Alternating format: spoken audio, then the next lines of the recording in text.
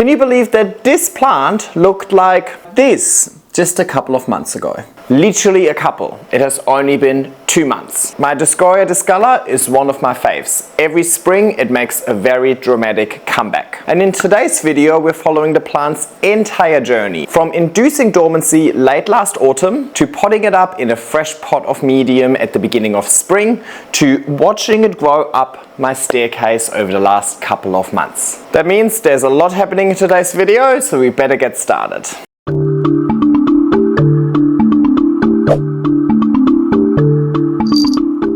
Hey everybody, and welcome back to my YouTube channel. You might have seen my Dioscorea Discolor before. It is definitely one of my pride and joys, and it makes a very dramatic comeback every spring. Now, it has been exactly 2 months since it started coming out of dormancy, so I thought it would be a good opportunity to wrap up this video. Now, of course, the plant is still going to grow over the next couple of months as well, but I have been running a time lapse in the middle of my living room for the last 2 months, and I'm kind of over it a little bit. I would love to have my living room back, so I figured let's finish the video today. And I film houseplant tours all the time anyway, so just keep an eye out for upcoming houseplant tours if you want to see if this plant can grow even further. I think this is the best it has ever grown. It has definitely grown the biggest leaves it has ever had in my care, and I think this is the 4th year of it coming out of dormancy, so I've had it for a pretty long time. There's a couple of things that I did differently this year. I tried a different medium and I tried a different approach to lighting. It used to rely on natural light. This year I gave it its own grow light, so I think switching it up a little bit definitely enabled me to get the best out of the plant.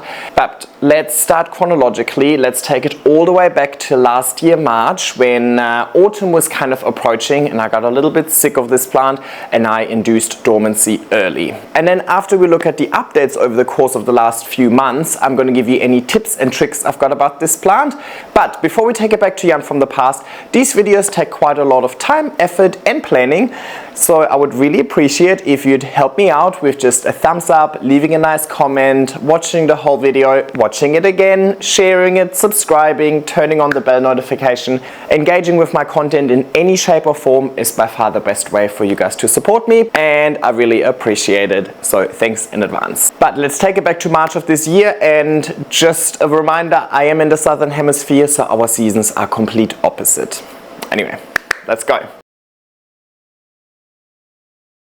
Hey everybody, and welcome to a depressing autumn day. Well, it's not that bad. It's still like 20-ish degrees, but it's pretty rainy, it's pretty yucky. Humidity is at 91%. Can you believe that?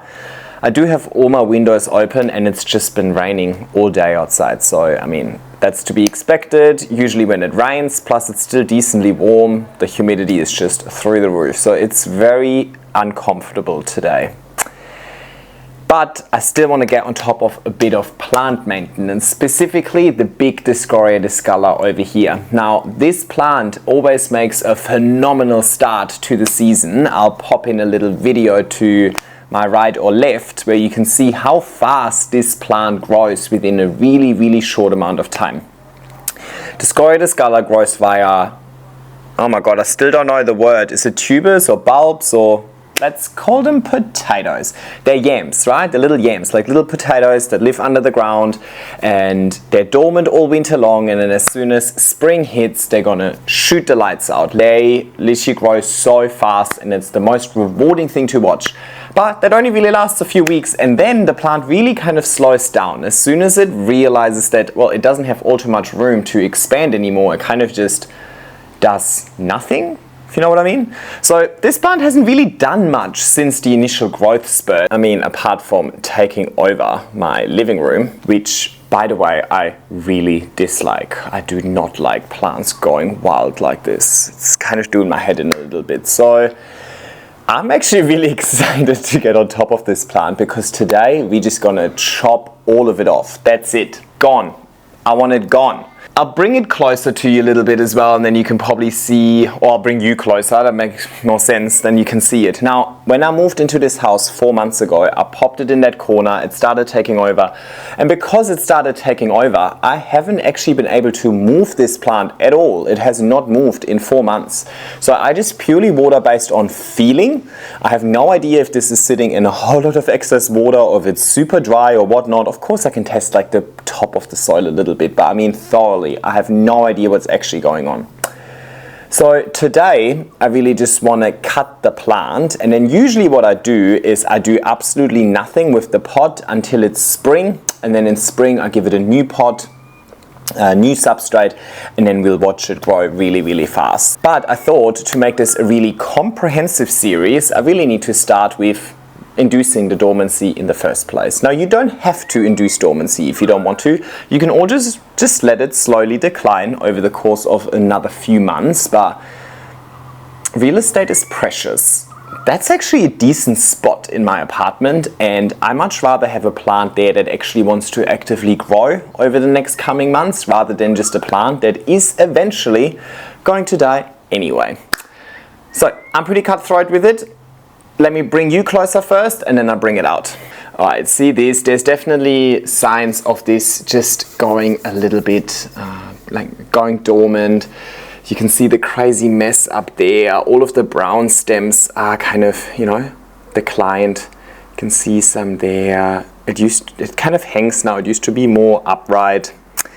The leaves in themselves have just become really bleached and no longer as nice and burgundy and colorful. The back of the leaves are pretty bleached as well, no longer nice and red. So yeah, this plant is way past its peak, so that's it. Oh my god, it gives me a good opportunity to vacuum in there as well. I have not vacuumed behind there in 4 months. Psst. I just used a blower and blow the dust around. Oh my god, that's so terrible, sorry.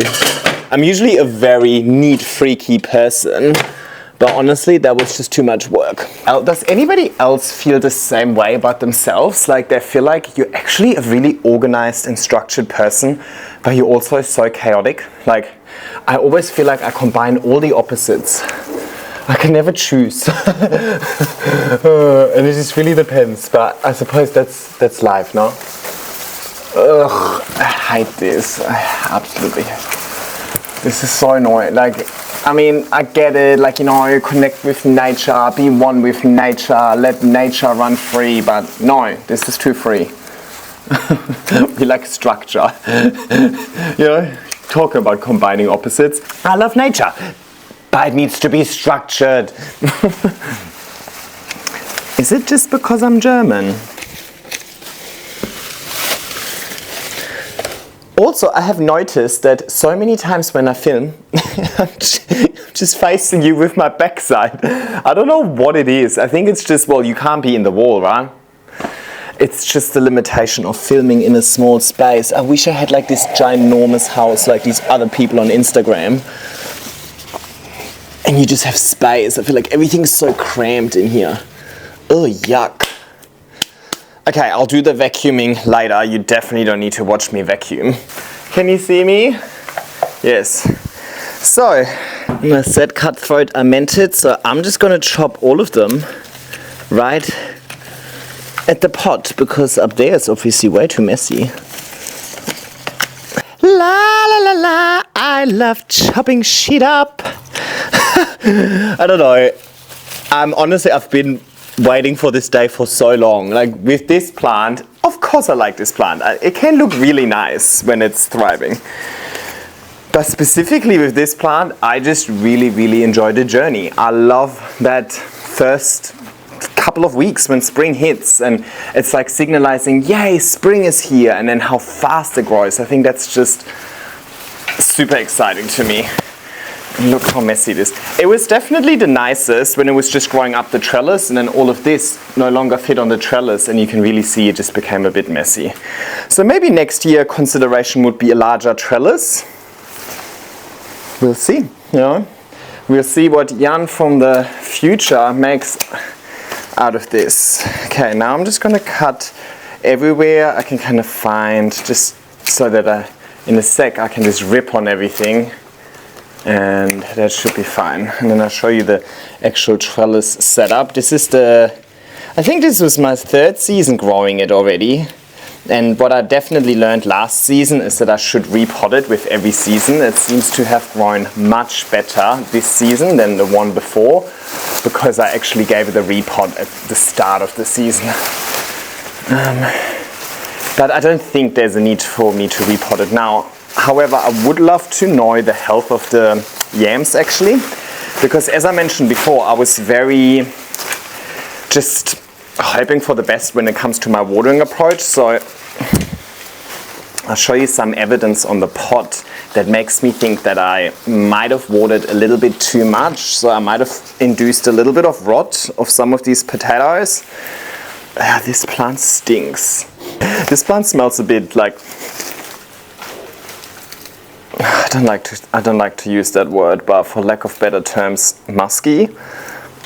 Hey everybody, today I woke up and chose violence.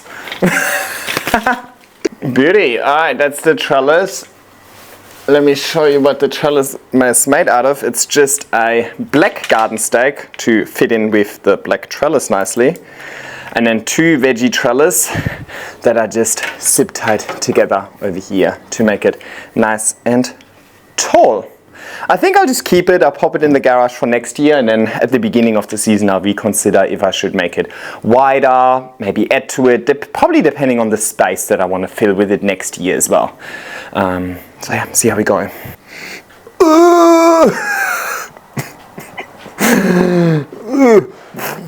Alrighty. Now I can bring that pot closer to you. Okay, based on this little tray being super moldy, I do think I might have overdone it with the watering. You can see that was completely white. Now this is, I believe, I don't know if this is the paint or if it's mineral buildup or what it is, but I suppose this would be a sign of it having set in a lot of water. The pot in itself looks fine and there was no water in it, but I did notice that sort of discoloration on the pot halfway through the season and figured I should probably ease up on the watering a little bit. But if there would have been any rot issues caused previously, that wouldn't have been reversed through that decision, right? So let's look through it, huh? I think I'll feel better. Otherwise, this is probably going to take 6 months until it reshoots. I'm going to think about this for 6 months, hoping I made the right decision. Okay, so let's have a look through this.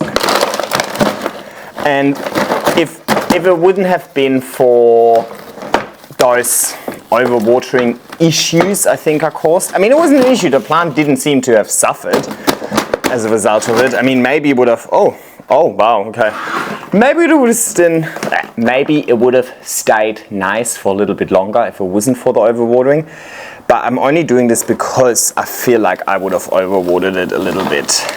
Otherwise, I would actually just do nothing. Now, actually, this looks pretty good. This looks pretty good, actually. You can see all of the roots, everything in there. So, you know what? Here you can see a few potatoes. There would have been new potatoes this year. The big ones are all in the center. What am I gonna do now? You know what? Actually, that's it. I don't think I need to do anything. This didn't look bad. I was thinking if I take it out, maybe I see some like really rotten potatoes there.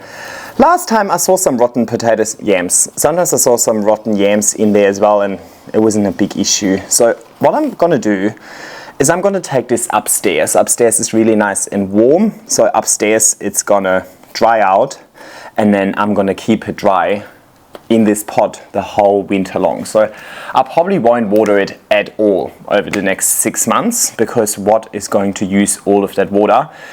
And then in 6 months time, we'll see each other. I'll take these potatoes out of the pot, give them fresh substrate. That's when I'm gonna start watering again, and then hopefully water in combination with warmth and light is gonna bring this plant back. And you're gonna see Jan from the future in a sec, and he can tell you whether this was good judgment or not. And we are back. It has been almost 6 months, 5.5, and I have done, oh, careful, I have done absolutely nothing with this plant. It has been up in my storage the entire time. It's been in a dark but dry place. It hasn't received much light, but I also have not watered it the whole way through. So don't worry, you guys didn't miss out on anything. Now, it is the beginning of spring over here. We are consistently going into the mid-20s during the day. Night times can still drop below 10, but it's starting to average out at a warmer temperature, let's say. Now, I'm planning on growing most of this plant indoors anyway, so I think it is time to start bringing it back. I think I should have enough light available inside my apartment for this plant to now come back out of dormancy. So today I want to unpot this, give it some fresh medium so that it has everything that it needs to really grow fast over the next couple of weeks or months. And then I'm probably not going to build the trellis today because I'm struggling with space, but I'll talk to you about this in a sec. Let's just get into the pot and let's have a look at how many tubers I can find. Tubers? I think tubers is the correct terminology. Little yams, little potatoes. Alrighty, I've set up the camera so you can hopefully see what's going on here a little bit better, but my neck is gonna hurt if I keep looking at you, so let's wrap this up. Alright, I mean, obviously, as expected, this would be very, very dry, but you can also see a lot of roots, huh? So something to keep in mind when choosing a new sized pot later on. Maybe I kept this a little bit, actually you still feel slightly moist in the middle. Maybe this was a pretty small pot. Alright, actually no, it was not as root bound as I initially thought, so I'm not too sure what size pot I'm gonna give this going forward. Okay, some dead potato over here. Oopsie. Anyway, when it comes to choosing the size of the pot, I'm not too sure because I would love to give it more space so it can grow more, but at the same time I also am limited with the space that I've got available for this plant, right? If I make a lot of space available for this plant, but it's only nice for half a season, what's going in that space over the other 6 months? So I don't have that much room for it available, to be fair. So I'm not too sure what to do. But I'm also very surprised there's not that many potatoes in here. Maybe I kept this too wet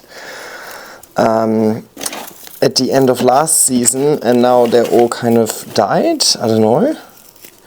Or maybe I'm just not remembering last year correctly. I think last year I had many potatoes. These are all tiny.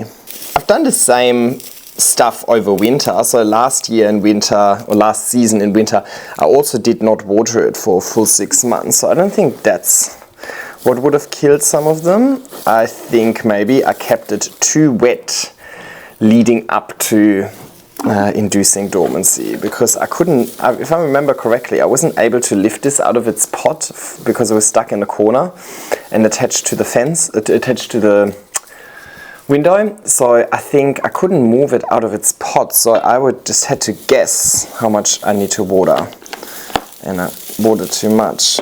That is a bit disappointing. I was expecting more, but that's okay. I'm going to remove as many of these roots as possible from the substrate, because I would actually like to reuse the substrate for some of my plants that I need to repot outside. And outside the plants are in huge pots, so these plants take huge volumes.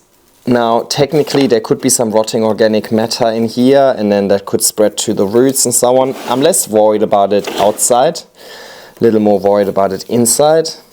So I wouldn't use this mix for some of my indoor plants, but for the ones that grow outdoors, they're pretty hardy. And as I said, they have huge pots, so they just require huge volume of medium. And it gets really expensive if I would give them my aeroid mix. Right? So I keep my aeroid mix for my precious indoor plants, and I kind of take these sort of repurposed aeroid mixes for the plants outside. Alright, let me just quickly go through this, make sure I didn't miss any potato. Alrighty, let's have a look.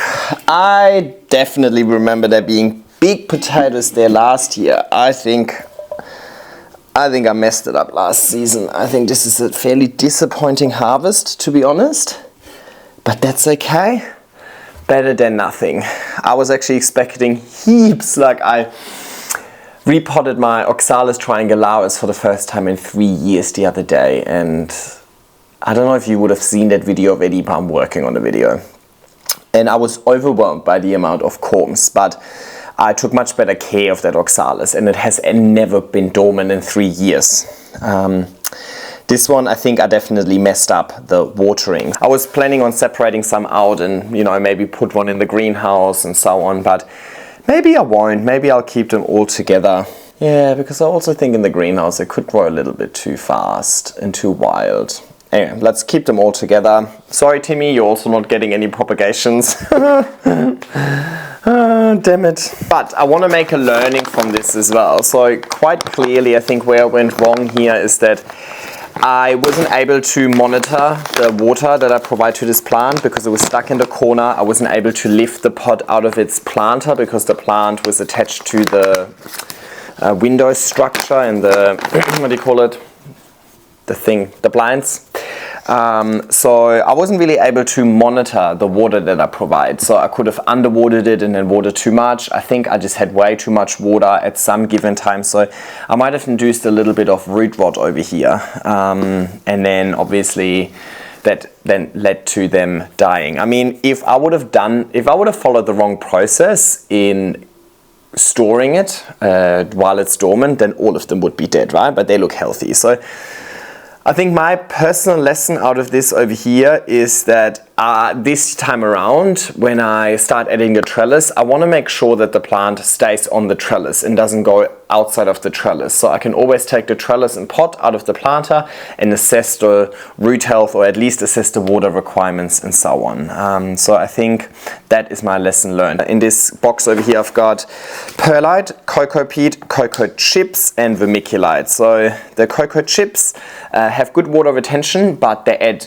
volume and aeration. The perlite adds drainage and aeration. Vermiculite and cocoa peat have really good water retention. So this plant is going to be really thirsty, especially once it has a lot of leaves. So we definitely want good water retention, but we also don't want it to be like too boggy. You still want there to be drainage, so hence the perlite. Now the other thing that I started using, and I've had great success with my Oxalis, so I just want to repeat that, is worm castings. So these ones I got from Bunnings, so it's about 1/3 should be worm castings, I believe, but I'll just add this much. I think that looks good. And worm castings are rich organic fertilizer, which should provide these bulbs with all of the nutrients that they need to grow up fast and strong and healthy, but it also adds water retention, so it's perfect for a plant like an Oxalis. I had great success with that, so I'm just going to repeat it with the Dioscorea Discolor because it's similar, right? They would prefer a nice organic rich medium. And yes, I couldn't find the lid, otherwise I would just put the lid on and shake it. That would be so much easier, right? I just put the pot into the planter here, so it is less messy of an experience. Less messy of an experience, he says with completely black hands. Right. Put a nice layer of my mix in first. Right. I want these yams, I want the tubers to kind of be more or less towards the top of the pot. So I filled it with substrate till about here for now. Now I'm going to take these potatoes, I'm going to take the tubers and I'm just going to flower girl toss them throughout the pot, kind of in all directions so they're not all crowded in one spot. I have no idea where top and bottom is, but what I do know is that I want to not put a tuber right in the middle, because later on when I add the trellis, I'm going to put a garden stake for stability, and the garden stake is going to go right bang in the middle. So then I know I'm not going to destroy one of the tubers with my garden stake later. So I keep the middle free of any tuber, and now I just top it up with more of my mixture. Beautiful. Well, that was so much easier than expected because I only needed to pot up one. I actually had heaps of pots prepared in case there's so many that I need to prepare many pots, but yeah, that's it. So what I'm going to do now is I'm going to take it outside and I'm going to thoroughly water it. I'll let it drain, I'll pot it back into this pot, and then I'm gonna try and find the warmest and sunniest spot in the house. I want the medium to get warm. I want it to get direct sun so that these tubers come out of dormancy, and then once I start seeing the first little shoots coming out the surface of the pot, then we'll see each other again to start adding the trellis so that these shoots have a trellis to grow on straight away. And then I need to find a spot for it. I don't need to make up my mind just yet. For now, I just need to stay patient, and I'll see you soon. Hello and welcome back to an update. Actually, let me bring the star of the show. I hope you can see this. You should definitely be able to see that first shoot coming out here. Oh, by the way, I have no idea how long it's been. Editing Jan is going to put it on screen. There's another one popping out right here. And another one here, another one here. I don't think you guys will be able to see this on camera, maybe. They're very brown on brown, right? So I think I only saw 4. Basically, it finally happened. There's some sort of growth, which means I won't be staring at an empty pot for the foreseeable future, which means I can now put it in its new forever spot. Well, not forever, in its spot for the season, because I actually want this plant to grow up that railing over here. Oh, it's heavy. Let me park this here. So as part of that, there's a couple of things that we need to do today. We need to put a trellis in that pot, connect the trellis to the railing, and we also need to sort out the light, because I do have a grow light over here. It's at the moment, but it is a little bit too low. I want one that's a little bit higher. So I'm going to remove this. This is my Alocasia cuprea, by the way. Look how sexy that new leaf is that's coming out over here. I'm going to relocate this entire thing, the plant with its light, into a different corner. And then we're setting up a new grow light over here that I want to test out.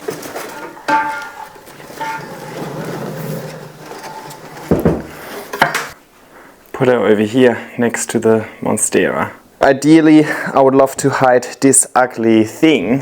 It's like a little, that's where Harry Potter used to live actually. Should we just start with the grow light maybe? Let's do that. So, I was sent the, I think you pronounce it Gathera, the Gathera Sunbulb. Gathera is a Sydney-based company actually. And they reached out to me, and this is basically, and I think I'm allowed to say this, right? This is basically the Australian equivalent of Soltec grow lights. Problem with Soltec grow lights is that they don't actually have a distribution system in Australia. So if you need to purchase them from America, and then the shipping is actually as expensive as the light in itself. Like the shipping is literally $150. So this one is a much more cost-effective option for my Australian-based audience, and it's good because I always like to recommend local products, but I know that obviously the majority of you guys are not in Australia. So this should be very similar to my Soltec Aspect that I've got. So anybody from America, you can check out the description. Anybody from Australia, you can also check out the description now. Yay, we're finally not missing out. Now there's a few improvements, let's say. Actually, one thing I really like, and it's gonna come across more later when I turn it on, but you can actually change the angle from 50 degrees to 15. So you can choose whether you want to illuminate a more wider area or a more focused narrow area. You can also, it comes with this little bracket, and you can very easily tilt it, which is definitely something I'm missing with the Soltec light, because this way I could tilt it backwards, forwards, straight, whatnot. And you guys know it's not just about the intensity of light for me, it's also about the position of the light to create a nice display site. Smart plug, I need to figure that out as well. And then it came with this wall mount. Or it didn't, well, they sent it to me with the wall mount. I think it's an extra purchase eventually. It's not good that I'm wearing all black. You can probably hardly see it. I'll keep it here. Now, as a renter, I cannot put anything into the walls as always, but I came up with this genius idea, and hence I'm choosing this location. I was thinking, surely I can just cable tie this on here and everything will be fine. Right? Well, we never find out unless we try. There's just one little thing that stops me every time. Come on! I don't dance. Alright, so I'm sure, I don't even know if you can still see my head, but I was thinking put it here. Now obviously I don't want to ruin the wood over here, that's my only concern. So I've got some little felt thingies, you know, the ones that you normally put under the furniture. There you go. I just put it in that little curve. Oh, hang on, coffee machine, let's heat it up. Drop everything quick. We need a little bit more energy.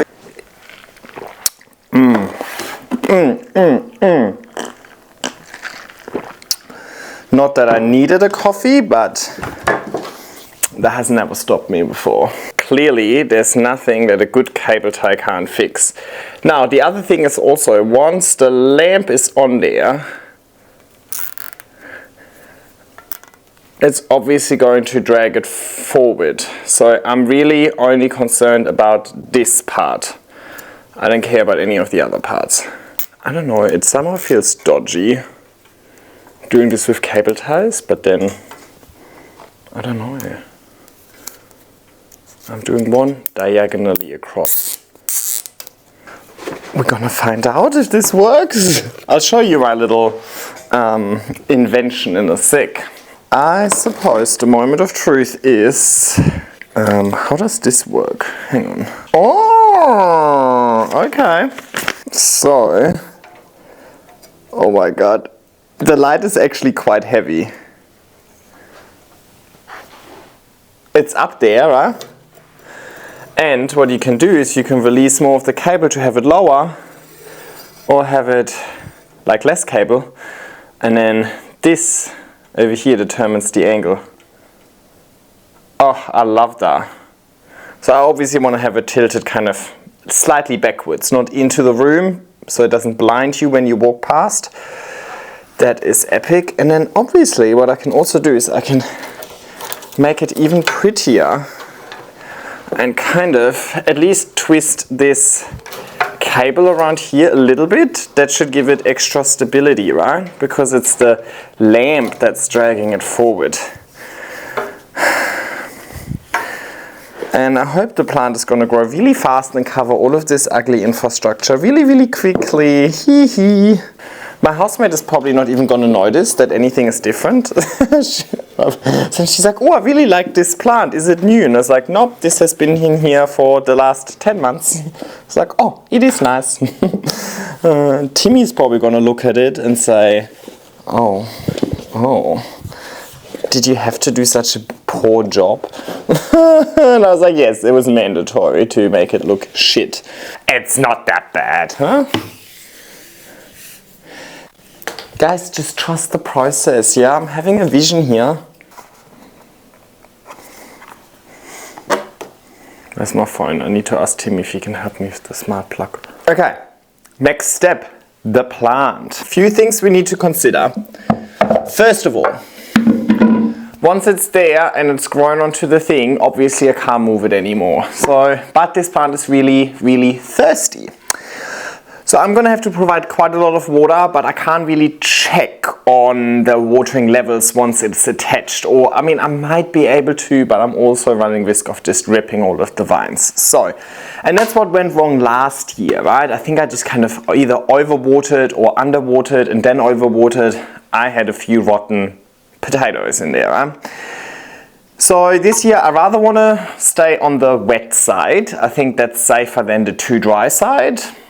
We'll find out, but I don't want to ruin the floors. So I'm going to have this little tray. So I'll put this down first so that even if there's water accumulating in the pot down here, the pot isn't kind of moist and wet and then sitting on the wooden floor, right?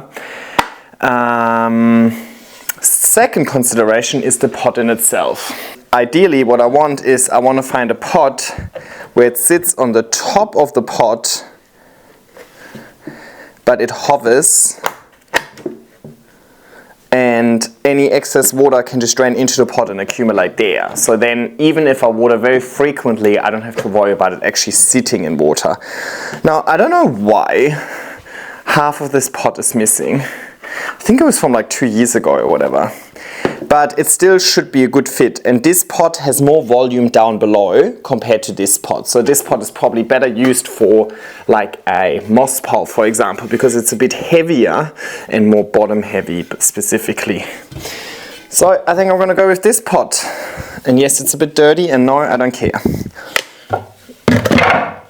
Oh well, that was not a good sign. It just fell through. Let me see if I can solve this with a takeaway container. I think that's actually pretty perfect. I put a takeaway container in there, and now you can't even see the pot anymore, so it actually looks a bit better. Next decision. We need to bridge the gap between the pot and the railing. So I used to use this trellis. This was the trellis I used for it last year. Like doubled up. I don't need it to be that high because that's where it's going to attach to the railing. So I could do that like this. Yeah, I think I don't mind that. I could have this one, which will give the plant a bigger impact down here.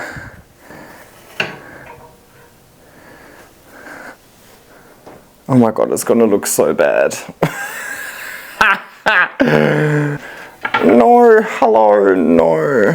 Let's go simples. And I'm just putting this, I just put it in the pot. The plants need to find their own way towards it. And that is it. I feel a bit worried about not connecting these at all.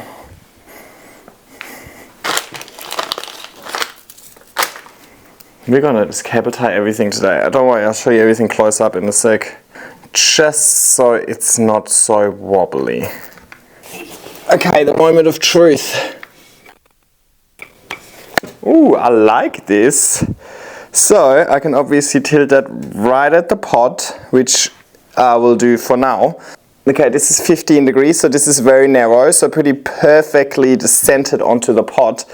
Whereas this is 50, and you can see it now illuminates this, for example, a little more as well. So I think for now, the beginning stages, I'm going to center all of the light onto the pot to get as many of these shoots to climb up as fast as possible.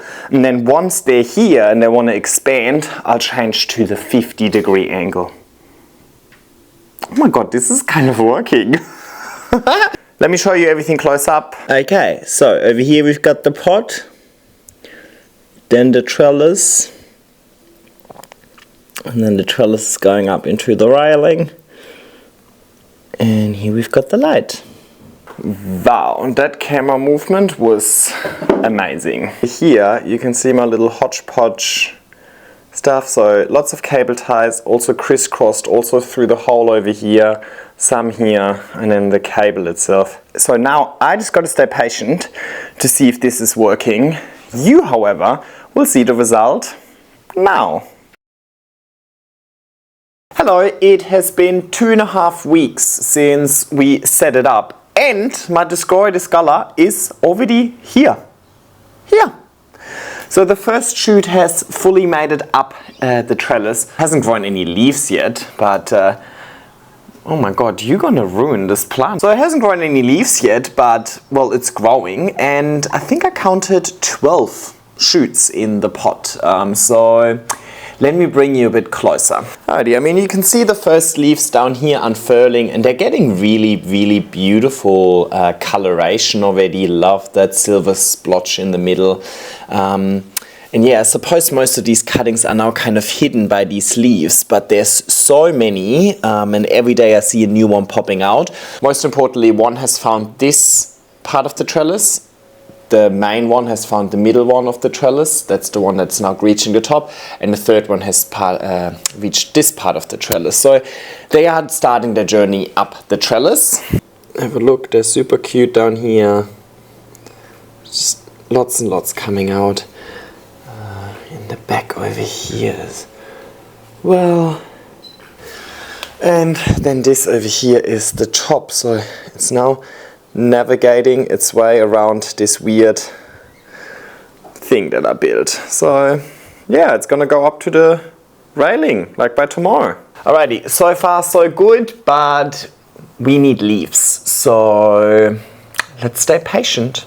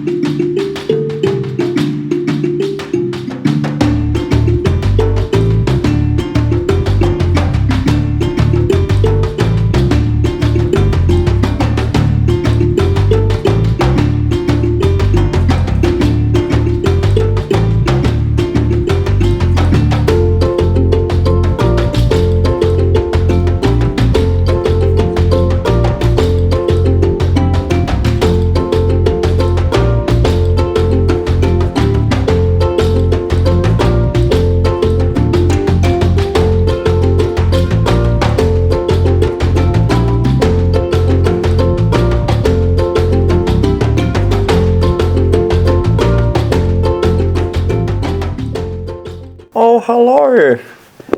It has been just under 3 weeks since that last little update, and hopefully it's quite obvious that this plant is growing really, really well. Let me give you a little close-up first.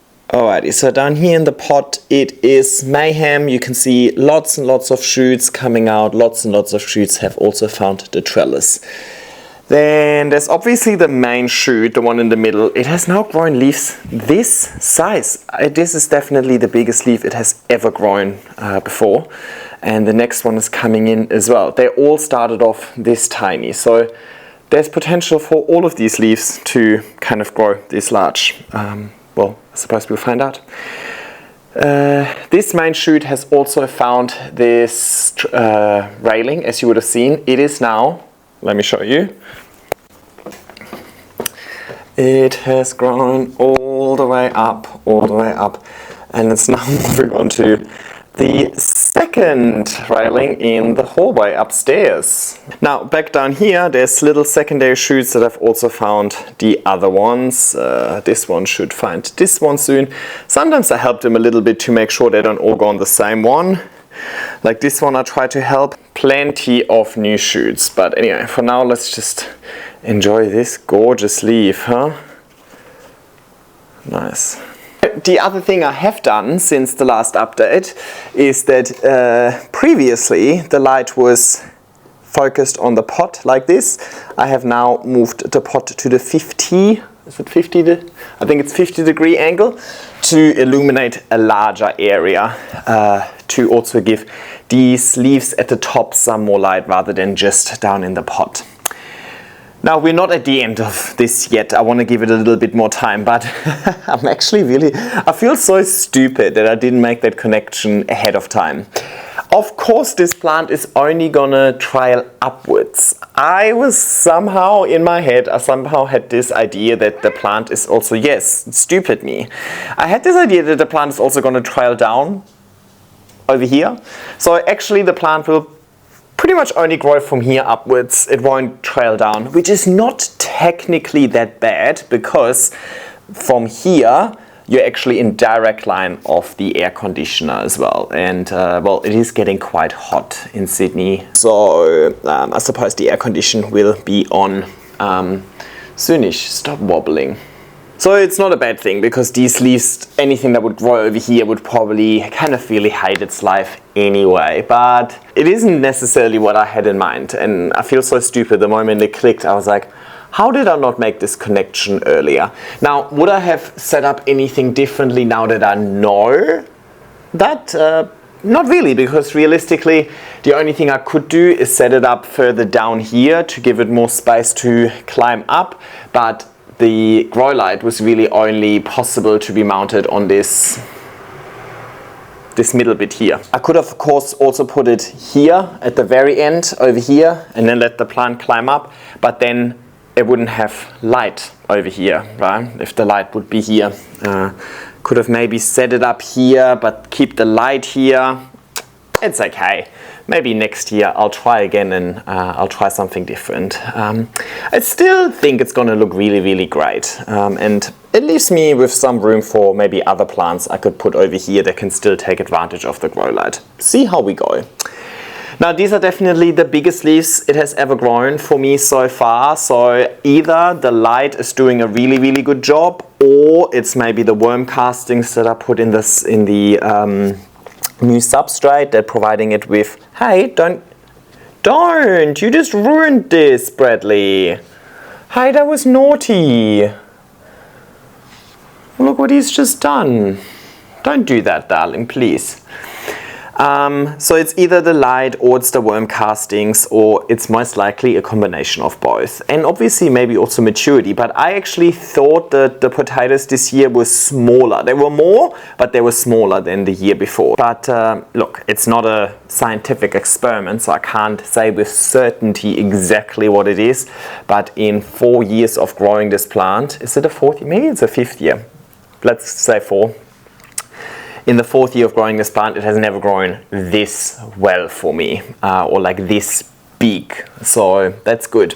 Now a challenge I'm having at the moment with this plant is that, you know, every day the plant is growing quite significantly, so it's really hard to assess the watering needs because, well, the first couple of weeks while it was just a stem, it wasn't using much water if you compare that to the water it would use for these big leaves. So I'm having a hard time watering it, keeping it consistently moist while not letting it dry out, while also not over watering it. But I think with the pot setup that I've chosen, where it's kind of hovering, I am less likely to over water it.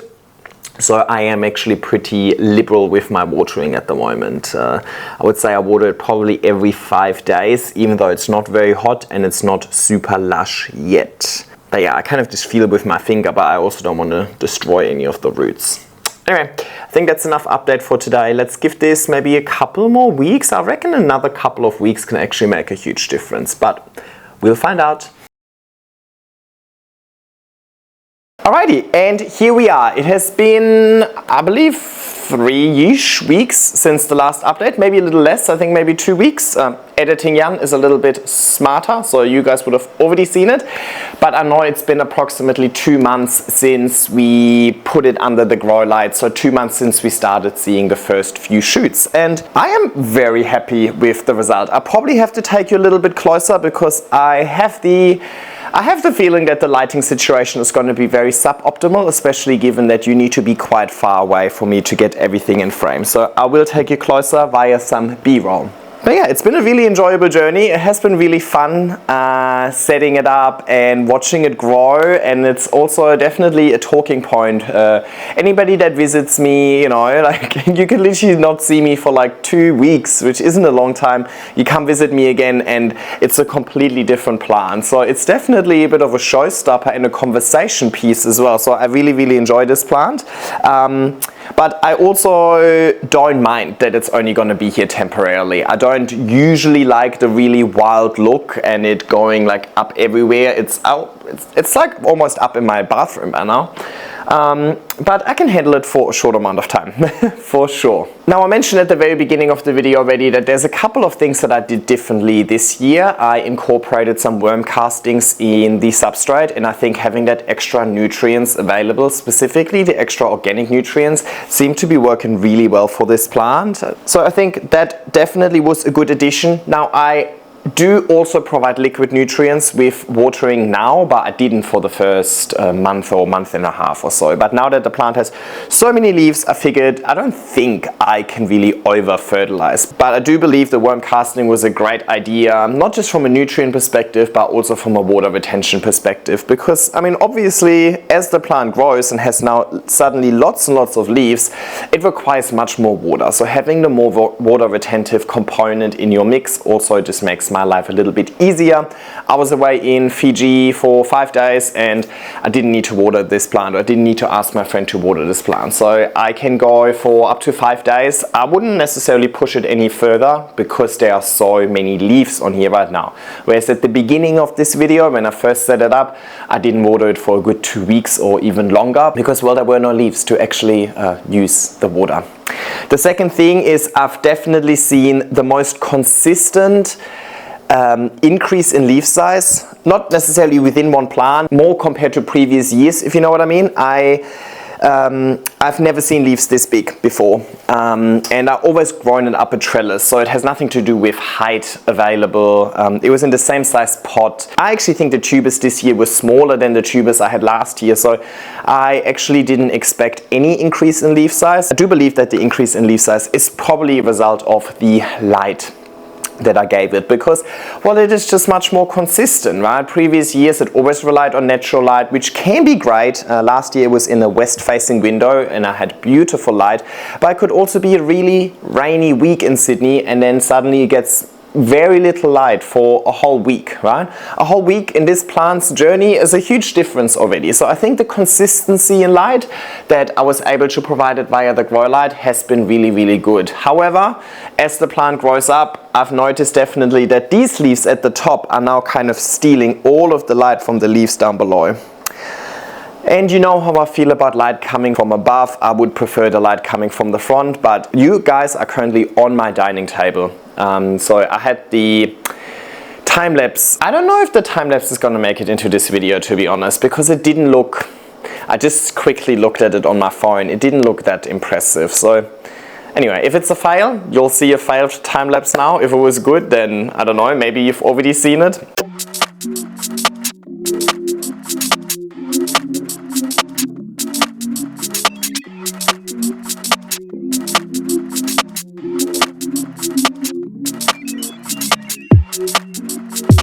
But that's where I had the time-lapse set up as well. So we did not use our dining table for the last 2 months. Shout out to my housemate. Yeah, it's really nice. She always is very respectful with all of my crazy content ideas and so on. So anyway, we're claiming the dining table back. But how did I get there? Yes, basically, the light would also then have to be in the middle of the dining room, right? Which isn't necessarily feasible. So this is the best solution, and look, I've seen lots of people have light coming from above. I'm just never the biggest fan of light coming from above, but that has nothing to do with that specific raw light. That's more like a general thing. I like the light coming from the front. It gives me that nice display side and also illuminates the plant nicely. I think with this we just have really harsh shadows, so some of these leaves don't really translate that nicely on camera as it does in real life because you have these shadows. Anyway, enough bitching about the light. I think apart from those two things, I haven't really learned a new lesson. I suppose I just took what I've already learned over the last 3 to 4 years and I just applied it to a different part of my house. Definitely the other learning is that it will not crawl down. They're all crawling up. Sometimes I take one and I try and like pin it here, so it then crawls up from here. So take that into consideration if you want to replicate a setup like that. The other interesting thing was that actually at the very top of the staircase, the vine reached the end over there and I started clipping it off because it was just going everywhere. It was just looking for places, and I was like, well, I don't want you to keep looking for places over there. I want you to focus on the growth down here. I actually started growing leaves up there before it started growing any leaves here. So all of these are vines, but none of these vines are actually growing nice large leaves. Now I keep clipping the top because it keeps reshooting at the top, but so far I haven't noticed that making any difference to encouraging leaf growth down here. So I'm no smarter when it comes to kind of inducing leaf growth over stem growth with this plant, apart from just staying patient. And I suppose it's only been 2 months. I really can't complain. But I would love for the rest of this staircase to also be completely filled with leaves, but it could also be a limitation with light, because ultimately the light doesn't point this way, it points down, and anywhere the light hits, the plant has also grown leaves. So maybe it's something that will never happen, but I will keep you updated, informed. You know, even when this plant goes dormant again in March, April or so, I can then use this for other plants. I'm going to keep the light set up over here because I'm really happy with the light.